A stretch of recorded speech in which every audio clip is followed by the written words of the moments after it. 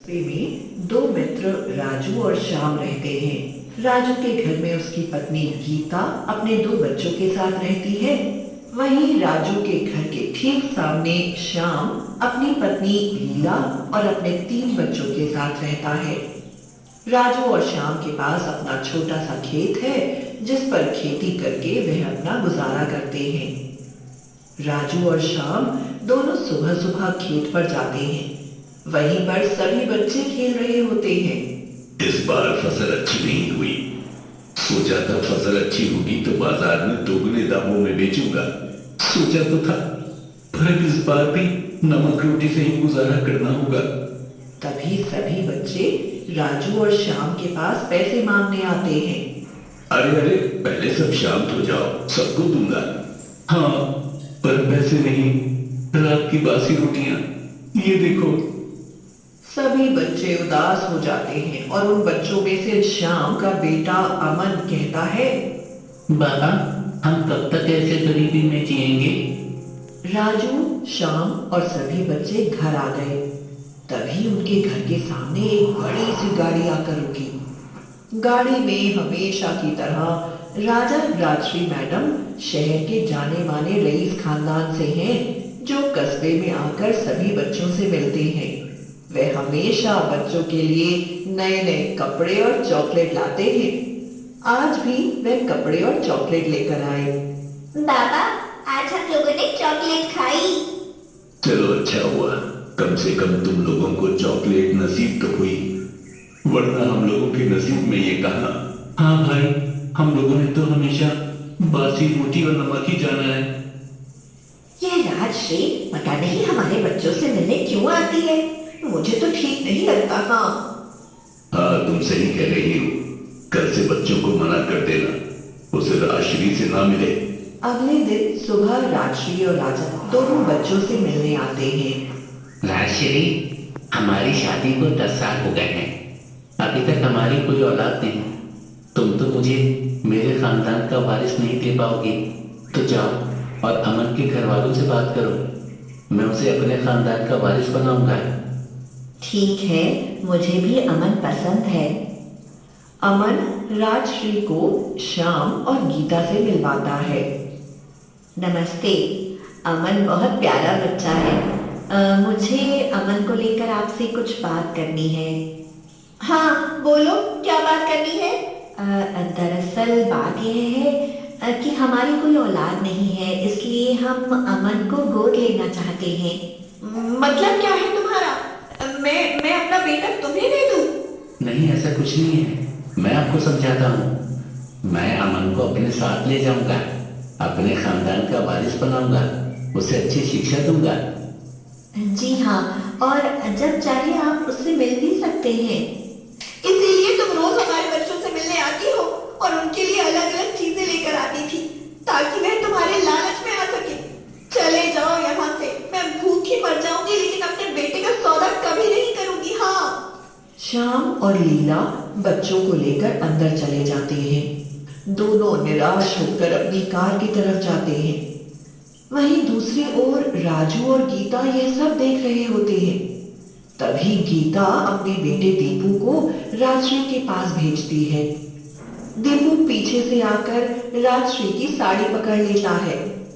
राजश्री राजा से कहती है, देखो ना, यह बच्चा भी कितना प्यारा लग रहा है। कोई फायदा नहीं, यहाँ कोई भी अपना बच्चा गोद नहीं देगा, चलो यहाँ से। एक बार बात तो करके देखो, शायद मान जाए। ठीक है। राजश्री गीता के पास जाती है।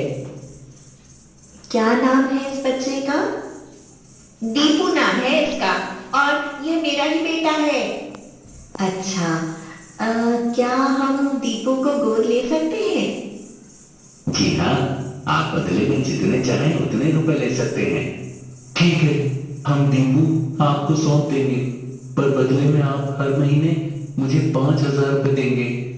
मुझे मंजूर है, ये लो 5,000 रुपए, और हर महीने तुम्हें तुम्हारे पैसे मिल जाया करेंगे।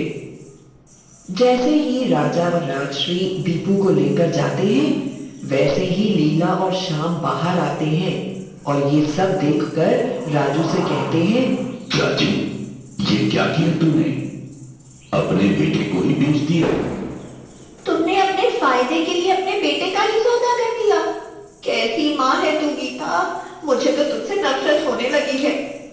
सुनो जी, आज से आप इन लोगों से कोई रिश्ता नहीं रखोगे। हाँ हाँ, हम गरीब जरूर हैं, लेकिन अपनी खुशी के लिए अपने बच्चों को अपने आप से दूर नहीं कर सकते। जैसा कि तय हुआ वैसा ही हुआ। राजू और गीता की गरीबी दूर हो गई। अब वह मन चाहा खाते और मन चाहा पहनते। धीरे धीरे 7 साल गुजर गए। गीता को एक भयंकर बीमारी ने घेर लिया और एक दिन वह यह दुनिया छोड़कर चली गई। राजू के पास इतना पैसा होने के बाद भी वह उसको बचा नहीं पाया। अपनी माँ को आखिरी बार देखने और उनकी चिता को आग देने भी उनका बेटा दीपू नहीं आया। अमन भी अब बड़ा हो गया है तो सारा काम अब वही संभालता है। अमन खेत से आता है और कहता है, माँ पानी पिला दे। लाई बेटा। बाबा आज शहर से दीपू आ रहा है। दीपू के पूरे 10 साल बाद गाँव आने की खुशी में राजू चाचा ने शानदार भोज बनवाए हैं।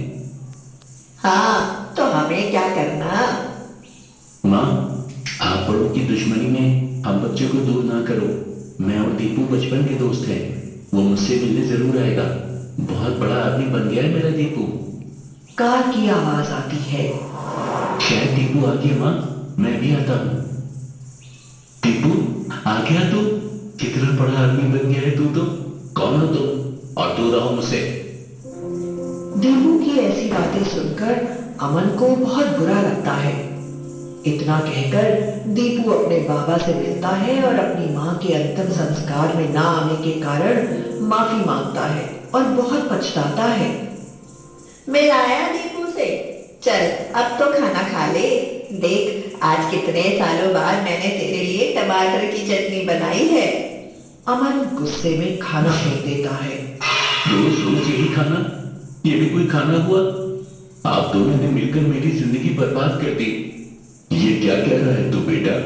हाँ आप दोनों ने अपने फायदे के लिए मुझे राजेश्री मैडम के साथ नहीं भेजा। मैडम पहले मुझे ही अपने साथ ले जाने वाली थी। काश उस वक्त में चला जाता तो आज मैं भी बहुत बड़ा आदमी होता। सब आपकी गलती है। ऐसा नहीं है बेटा, हम तुझको खुद से दूर नहीं करना चाहते थे। तो आपको भी यही सजा मिलेगी। मैं अभी ये घर छोड़कर जा रहा हूँ। नहीं रहना मुझे आप जैसे मतलबी माँ बाप के साथ, जिसने अपनी खुशियों के लिए मेरी खुशियों में आग लगा दी। इतना कहकर अमन घर के बाहर आ जाता है। अमन के सामने दीपू की गाड़ी खड़ी होती है और वह गुस्से में दीपू की पूरी गाड़ी जला देता है। आग को देखकर सभी लोग घर के बाहर आ जाते हैं। अमन के हाथ में माचिस पाकर वहां पर मौजूद सभी लोग समझ गए कि गाड़ी में आग अमन ने ही लगाई है। ये क्या किया तुमने? मैं अभी तुम्हें पुलिस के हवाले करता हूँ। लीला और श्याम दोनों राजा के पैर पकड़कर माफी मांगने लगते हैं। साहब मेरे बेटे को माफ कर दो, पुलिस के हवाले मत करो। हाँ साहब, उसकी पूरी जिंदगी बर्बाद हो जाएगी। आप चाहे तो हम दोनों को जेल भेज दें, पर मेरे बेटे को छोड़ दीजिए साहब।